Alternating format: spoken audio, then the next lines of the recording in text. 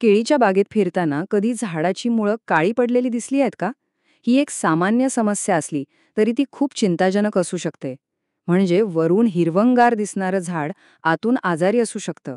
चला तर मग आज या समस्येच्या मुळाशी जाऊया आणि या काळ्या मुळांमागचं नेमकं कारण शोधून काढूया. सुवर्ण शेतीमध्ये आपलं स्वागत आहे. आज आपण केळीच्या झाडाच्या आरोग्याबद्दल बोलणार आहोत, विशेषतः जेव्हा त्याची मुळं आपल्याला धोक्याचा इशारा देत असतात. कल्पना करा, बागेची पाहणी करताना अचानक केळीच्या झाडाची मुळं काळी पडलेली दिसतात. आता प्रश्न हा आहे की हा फक्त एक साधा बदल आहे की कोणत्या तरी मोठ्या गंभीर आजाराचं लक्षण? या प्रश्नाचं उत्तर शोधणं खूप खूप महत्वाचं आहे.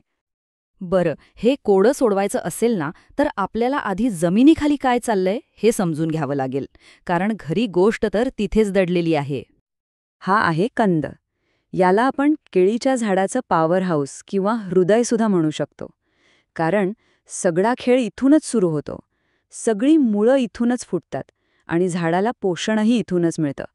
त्यामुळे कंदाचं आरोग्य चांगलं तर संपूर्ण झाडाचं आरोग्य चांगलं. आता बघा, केळीच्या मुळांचे दोन मुख्य प्रकार आहेत. एक म्हणजे बारीक, तंतुमय मुळं, ज्यांना आपण फीडर रूट्स म्हणतो. ह्या झाडाचं तोंडच आहेत ज्या जमिनीतून सगळं अन्न पाणी शोषून घेतात. आणि दुसऱ्या आहेत जाड मुळ्या, अँकर रूट्स, ज्या झाडाला वादळ वाऱ्यात सुद्धा जमिनीत घट्ट धरून ठेवतात. आणि इथेच आपल्याला सगळ्यात मोठा क्लू मिळतो. निरोगी मुळं कशी दिसतात? एकदम फ्रेश, पांढरट पिवळसर आणि हाताला घट्ट लागतात. या उलट आजारी मुळं काळी, तपकिरी आणि अगदी लगद्यासारखी मऊ किंवा चिकट. हा फरक जर ओळखता आला तर समजा अर्धनिदान झालंच. मुळांचा काळा रंग हा काही साधासुधा कलर चेंज नाहीये.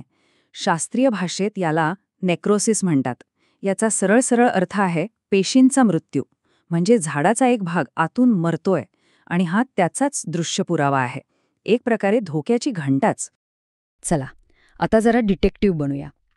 आपल्या तपासाचा पुढचा टप्पा या काळ्या मुळांमागचा खरा गुन्हेगार कोण आहे हे शोधून काढणं. आपल्या सस्पेक्ट लिस्टमध्ये 4 मुख्य नावं आहेत. पहिलं, प्रमाणापेक्षा जास्त पाणी देणं. दुसरं, जमिनीतल्या बुरशीचा हल्ला. तिसरं, सूत्रकृमींचा प्रादुर्भाव. आणि चौथा, जो सगळ्यात खतरनाक विलन आहे, पनामा रोग. यातला सगळ्यात कॉमन गुन्हेगार म्हणजे अतिरिक्त पाणी. होतं काय की जमिनीत खूप पाणी साचलं की मुळांना श्वासच घेता येत नाही. ऑक्सिजन अभावी ती अक्षरशः गुदमरून मरतात. पण चांगली गोष्ट ही आहे की यावर उपाय करणं तुलनेनं सोपं आहे.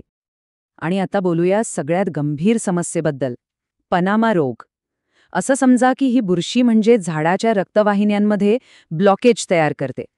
ती मुळांमधून आत शिरते आणि पाणी वर पोचवणारे सगळे रस्ते बंद करून टाकते. परिणाम, अख्खं झाड काही दिवसात कोलमडून पडतं. ठीक आहे, थिअरी बरीच झाली. आता वेळ आहे फील्डवर उतरण्याची. प्रत्यक्ष झाडाची तपासणी नेमकी कशी करायची ते आता पाहूया. हे खूप सोपं आहे. फक्त 3 स्टेप्स लक्षात ठेवा. स्टेप 1, झाडाच्या बुंध्याजवळची माती अगदी हलक्या हाताने बाजूला सारा. स्टेप 2, आता मुळांना निरखून बघा, त्यांचा रंग कसा आहे, हाताला कशी लागतायत. आणि स्टेप 3, कंदावर लक्ष द्या, त्यावर काही काळपट किंवा तपकिरी डाग दिसतायत का. आता येतो सगळ्यात महत्वाचा भाग, जो निदान पक्क करतो. कंद कापून पाहिल्यावर जर आतमध्ये लालसर तपकिरी किंवा काळ्या रंगाच्या रेषा दिसल्या तर हे पनामा रोगाचं थेट लक्षण आहे.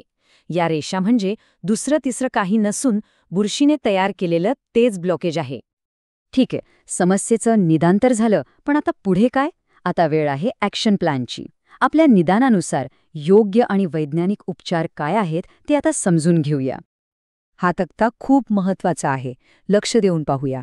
जर समस्या फक्त जास्त पाण्याची किंवा साध्या सडीची असेल तर सोपं आहे. पाणी देणं थांबवा आणि माती मोकळी करा.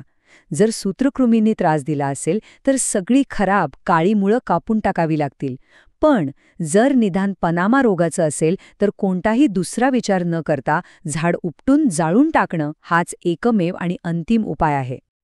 बरं, प्राथमिक उपचार झाले. पण आता झाडाला पुन्हा उभं राहण्यासाठी आणि भविष्यात आजारी पडण्यापासून वाचवण्यासाठी विज्ञानाच्या मदतीने काय करता येईल ते बघूया. आपला पहिला उद्देश आहे नवीन, ताज्या मुळांची वाढ करणं. यासाठी फॉस्फरस म्हणजेच पी खूप महत्वाचा आहे. तो मुळांच्या विकासाला जबरदस्त चालना देतो.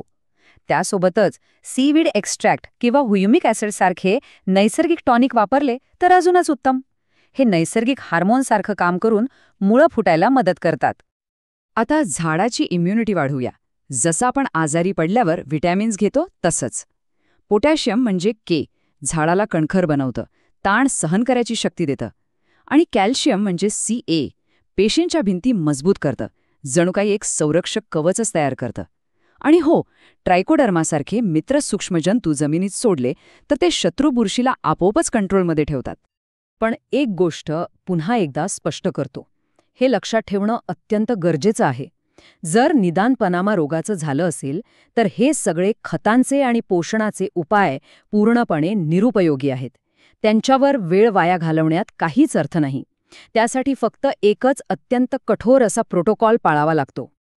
ही आहे ती कठोर नियमावली. यात कोणतीही सवलत नाही. 1. संपूर्ण झाड मुळासकट उपटा. 2. त्याचा प्रत्येक भाग जाळून टाका. 3. कंपोस्ट करायची चूक अजिबात करू नका, कारण ती बुरशी त्यातही जिवंत राहते. आणि 4. सर्वात महत्त्वाचं, ती जागा क्वारंटाईन करा. म्हणजे त्या जमिनीत पुढची अनेक वर्ष केळीचं झाड लावायचं नाही. तर मग या सगळ्या चर्चेतून एक महत्त्वाचा प्रश्न समोर येतो. आपली जमीन आपल्या पिकासाठी मित्र आहे की शत्रू? कारण निरोगी पिकाचा पाया हा निरोगी जमिनीतच असतो. आणि ती जमीन कशी ठेवायची हे सर्वस्वी आपल्या हातात, आपल्या व्यवस्थापनात आहे.